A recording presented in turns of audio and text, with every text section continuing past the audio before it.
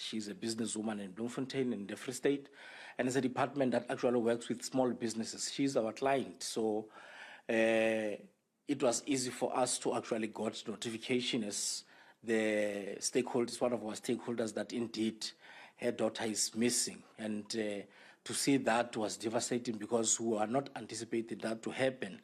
When she left here in 2022, she left because she wanted to engage some greener pastures in the Gauteng province. So you don't anticipate to see that person as a missing person or having been killed. So indeed, it was shock, it was devastating, it was a weekend.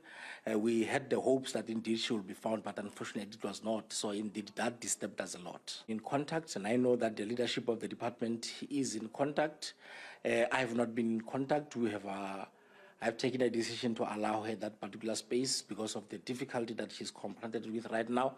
But the department is in touch with her, and I hope that the department, in those discussions that is having with her, and the entire Free State provincial government led by the Premier, will then maybe come to a realization, maybe to see how we honor her. Because, as you said, she is a product of the province, and we would have anticipated that she will come back to the province and actually plow back through the skills that she has learned elsewhere.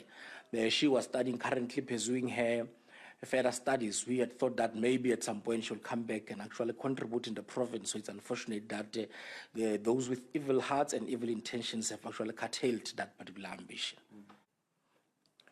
I think we are still going through a state of shock, most of us, and all of us deal differently with shock.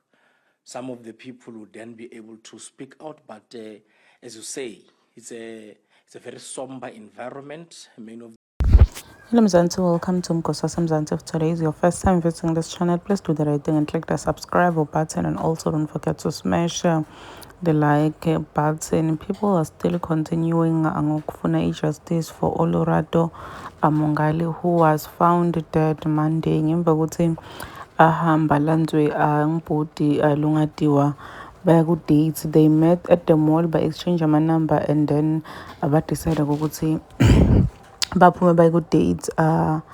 Then kwabagqina kwakhe akubonwa Olorato asaphila. So like ukwendile ama-precautions la right yena watshela abangani bakhe ukuthi if angabuye within 30 minutes because they're just gonna have lunch somewhere closer to la bekahlala khona. Washo ukuthi if she doesn't come back within 30 minutes babofona uyakubona nje. So after an hour abangani bakhe baboniswa la ngabuyi, they started panicking. Babamfonela ifoni yakhe yaba off, bese off.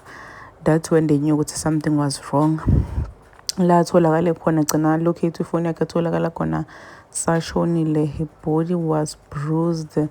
So akufunwa le moto yalo body lo tektomlanza, but yabonakala ku camera just uflathele uqhamuke ungene nga reverse uma kangena, and number plate yakhona mabathi ba investigator akutholakala ukuthi number plate yakhona it was cloned. So it's a white VW Polo lesiyibona la esithombeni. So people are saying ukuthi Nkosi yami, this is so sad. No one is safe in South Africa. South Africa is just a crime scene. Some people are saying ukuthi this person ngenteka mhlawumbe Nigeria, but what if actually Nigeria?